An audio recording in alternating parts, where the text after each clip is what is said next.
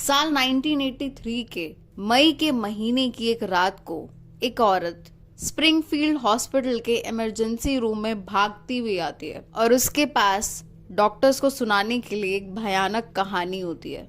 उसके 3 बच्चे Christie, Sherrill और डैनी उसकी खून से लथपथ गाड़ी में बेहोश पड़े होते हैं और उनको किसी ने पास से गोली से मारा होता है। अब ये भयंकर सीन देख के हॉस्पिटल के एम्प्लॉयज एक ही नजर में पता लगा लेते हैं कि उन 3 बच्चों में से एक बच्चा शेरिल मर चुका होता है और बाकी 2 बच्चे अपनी लाइफ के लिए लड़ रहे होते हैं। डाउन्स को भी गोली लगी होती है उसके लेफ्ट फोर आर्म में। हालांकि उसके घाव लाइफ थ्रेटनिंग नहीं होते, यानी कि उसकी जिंदगी को कोई खतरा नहीं होता।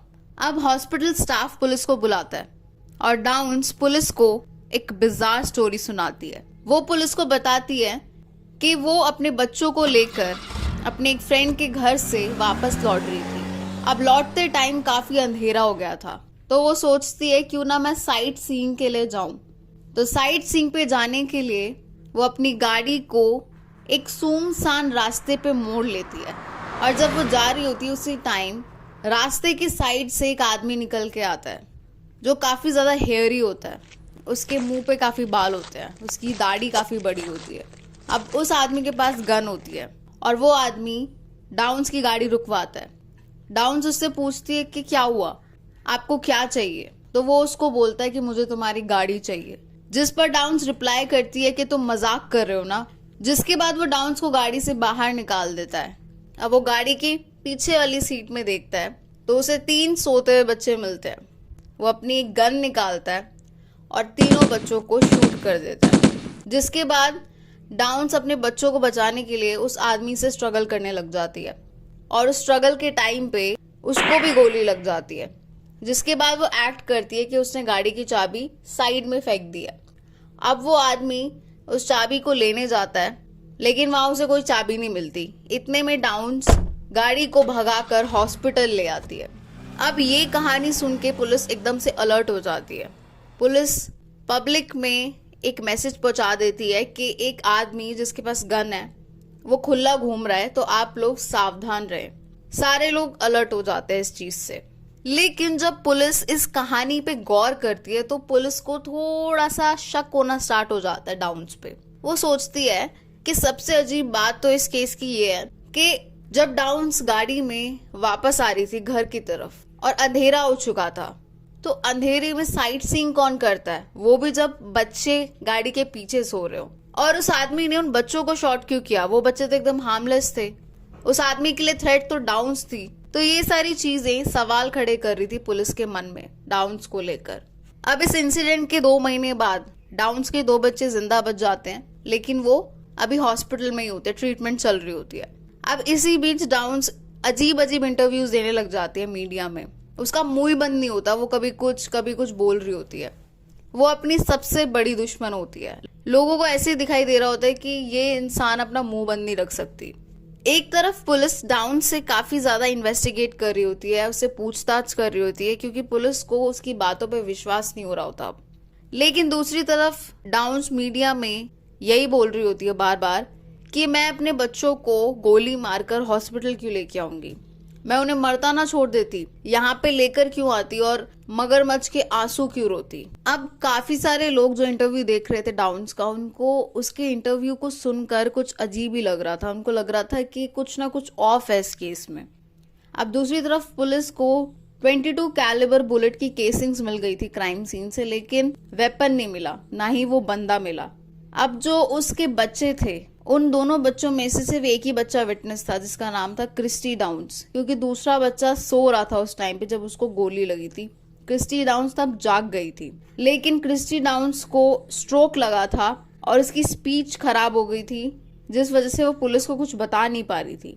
डाउन्स ने डिनाई किया था कि उसके पास 22 कैलिबर गन नहीं है, लेकिन उसके 2 एक्स लवर्स ने पुलिस को बताया कि उन दोनों ने ही डाउन्स को ऐसी एक गन कैरी करते हुए देखा है।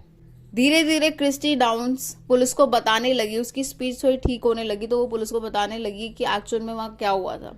तो वो पुलिस को इतना ही बता पाई थी कि जिस रात शूटिंग हुई उस रात उसने किसी भी आदमी को नहीं देखा था और वो दोनों ही बच्चे प्रोटेक्टिव कस्टडी में थे पुलिस की। पर इस केस में ब्रेक तब आया जब पुलिस को डाउन्स की एक पर्सनल डायरी मिली।